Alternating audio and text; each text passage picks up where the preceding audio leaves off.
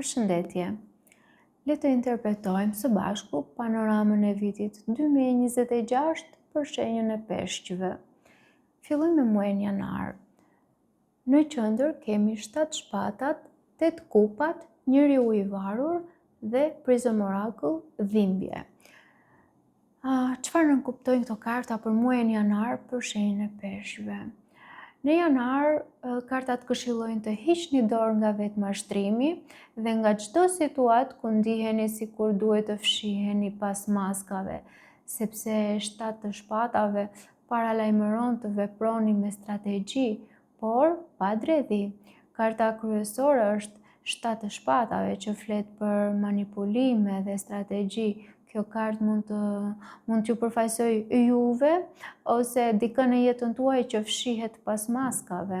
Në dashuri, ju nuk pranoni më marrëdhënie që ju mban të uritur emocionalisht dhe vendosni të dilni nga çdo lidhje ku zemra juaj nuk ndihet e vlerësuar. Duke lënë pas këtë boshllëk, ju krijoni hapësirë për një marrëdhënie ku prania e personit tjetër nuk dhëmb, por shëron. Njeriu varur së bashku me kartën dhimbje, pain, ju shtyn të ndaleni, të ndryshoni kënd vështrim dhe të pranoni plagët e vjetra që duhen shëruar. Për sa i përket punës, këshillohet nga kartat të veproni me ndershmëri, duke shmangur çdo marrëveshje të paqartë që mund t'ju kushtoj ndërgjegjen. Kalojmë tek muaji i shkurt, ku në qendër kemi 3 kupat, ylli, kalorësi i shpatave dhe trust. Çfarë thon kartat për muajin e shkurt? Në shkurt, 3 të kupave dhe trust ju sillin një energji feste dhe përkraje. Kartat sugjerojnë të besoni njerëzve që keni pranë vetes suaj, pa e pritur gjithmonë goditjen nga pas, se ylli tregon që kjo festë nuk është thjesht argëtim, por një fazë shërimi shpirtëror ku ju rikthehet sensi i shpresës dhe besimit. Për sa i përket dashurisë, zemra juaj ftohet të dalë nga gjendja e mbijetesës dhe të kujtohet se si është të qesh sërish, të dalë, të njohë njerëz të rinj dhe të argëtohet. Për sa i përket punës, kartat këshillojnë të ndiqni idetë tuaja, por me plan të qartë, që vrulli të kthehet në përparim dhe jo në gabime të nxituara. Kalojmë tek muaji mars, ku në qendër kemi 10 monedat, 2 shkopinjt, mbretëresha e shkopinjve dhe disruption, përçarje. Çfarë thon kartat për muajin mars? Në mars, kartat këshillojnë të ndërtoni themele të forta sigurie dhe stabiliteti, sepse një përçarje ziliqare e papritur kërkon t'ju prish rutinën, pra me disruption, duke shkaktuar ndryshime strukturore. Në dashuri duket se jeni mes 2 botëve, sigurisë së njohur dhe një horizonti të ri më të gjallë, por me 2 shkopinjt kërkohet të zgjidhni me dëshirë dhe jo të ndikuar nga frika. Mbretëresha e shkopinjve udhëzon të mos e zbehni veten për askënd.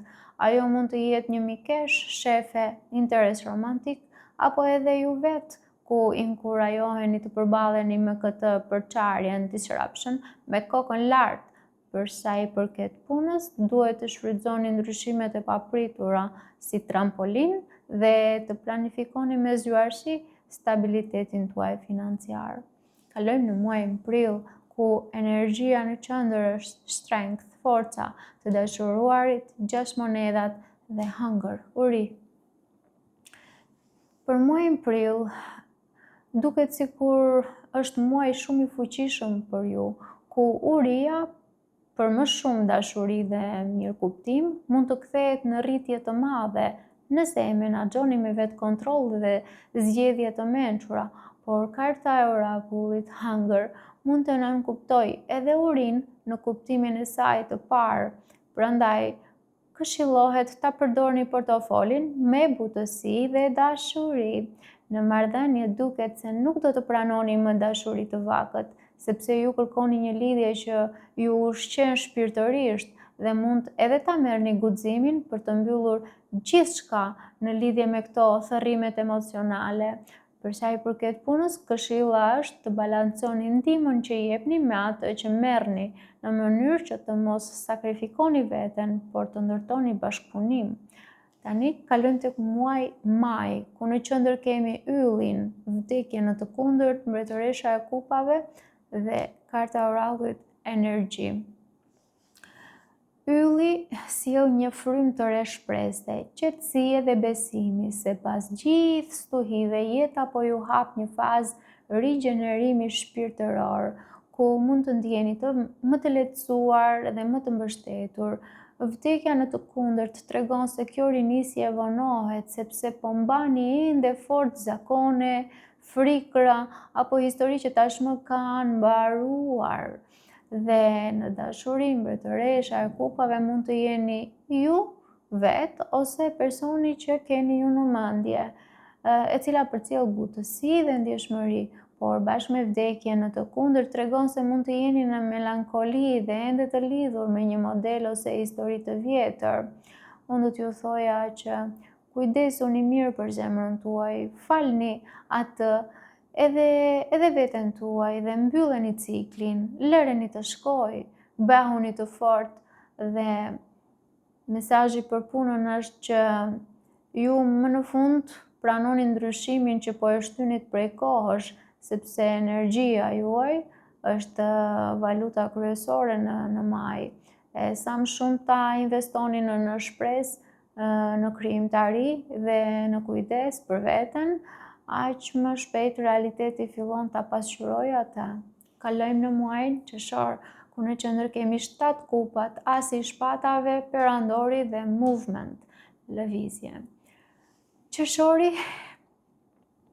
Qershori ndihet sikur keni shumë skenar dhe dëshira njëkohësisht, por nuk mund t'i mbani të gjitha fantazitë të hapura pa u lodhur. Asi i shpatave sjell atë momentin aha, një të vërtetë, një vendim ose bisedë që pret mjegullën dhe ju ndihmon të zgjidhni një rrugë të vetme. Për sa i përket dashurisë, qershori nxit të hiqni perden e syve dhe të mos e ushqeni veten me idealizma, por t'i shihni njerëzit ashtu siç janë, jo ashtu siç do donit ju që t'i ishin. Asi i shpatave ju jep forcë të thoni të vërtetën, të vendosni kufi dhe të largoheni nga marrëdhënie të mjegullta.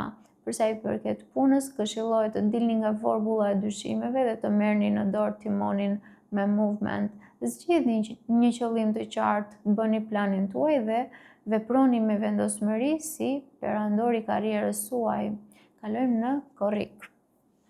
Ku në korrik në qendër është 5 të shpatave, 8 të shpatave, 10 të kupave dhe ideimi.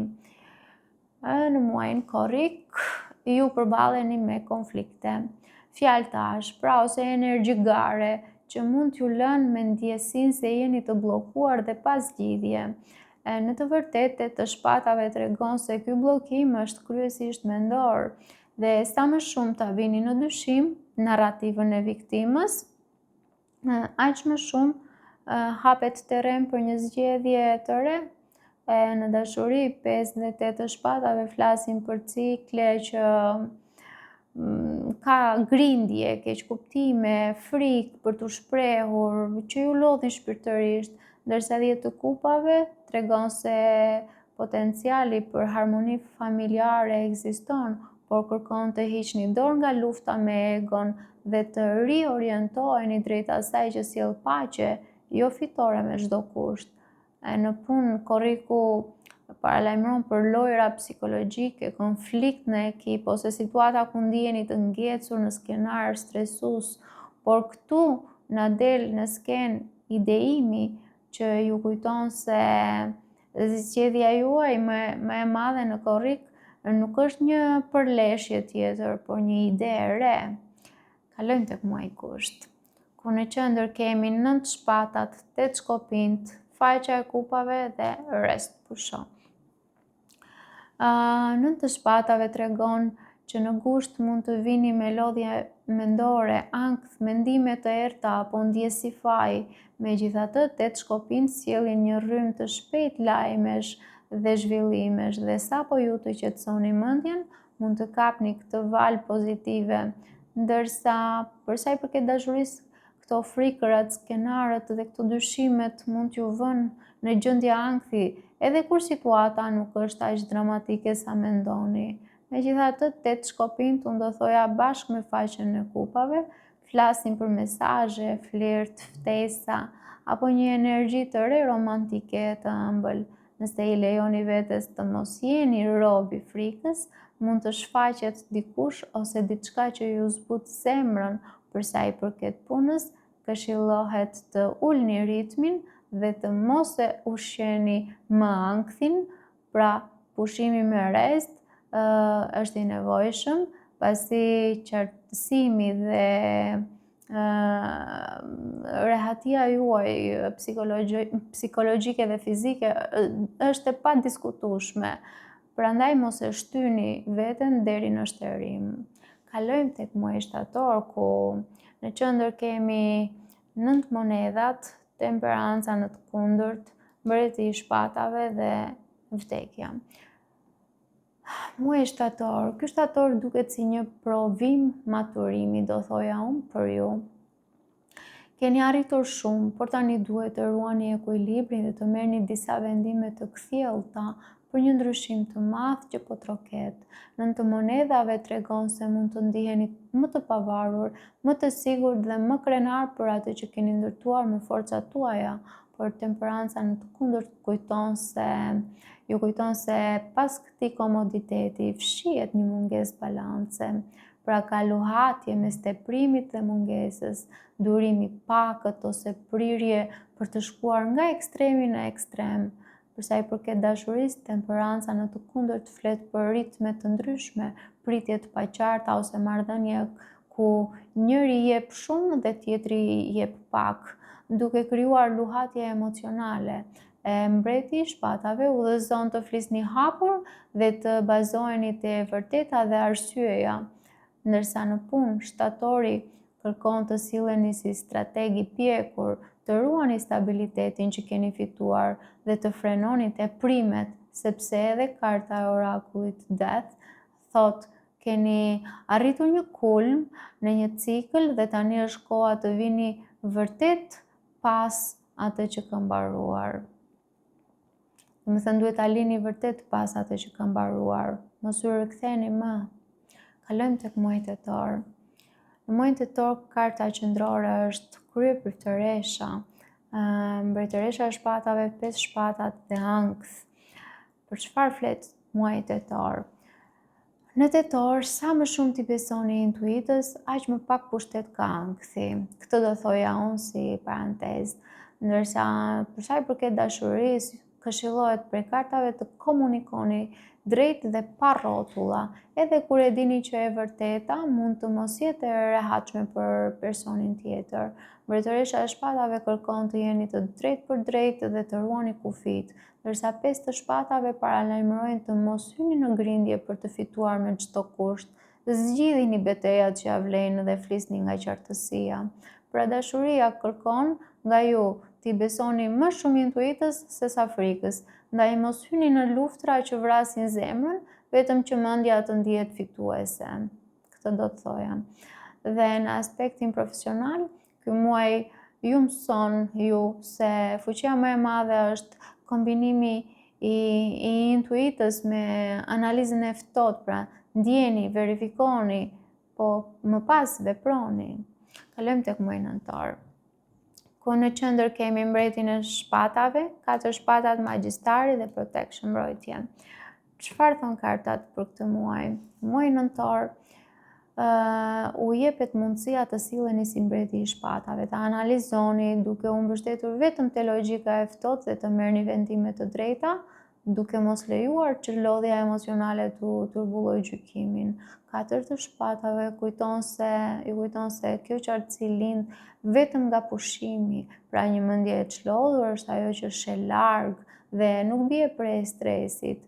Në nëntor dashuria më flet për biseda të sinqerta dhe të qarta, edhe nëse kjo do të sjellë një pauzë të përkohshme, sepse vetëm duke dëgjuar në veten, pa presion, mund të vendosni çfarë do zemra juaj në të vërtetë, dhe për punën, për ta përmbledhur nëntorin, thuhet që nëpërmjet kartave është një muaj ku mund të fitoni duke menduar, duke vendosur dhe duke zgjedhur vetëm ato çka ju nderojnë juve. Kalojmë në muajin dhjetor. Në qendër kemi mbretëreshën e shpatave, karroca, kryepriftëresha dhe love, dashuri. Okej, muaji dhjetor 2026 për peshqit sjell qartësi mendore, lëvizje triumfuese dhe një dashuri. Mbretëresha e shpatave promovon vendime të drejtpërdrejta dhe kufi të hekurt, ndërsa karroca siguron fitore përmes vetë kontrollit të pathyeshëm. Komunikimi i sinqert dhe standardet e larta udhëhiqen nga kryepriftëresha, duke theksuar intuitën për lidhje shpirtërore të vërteta.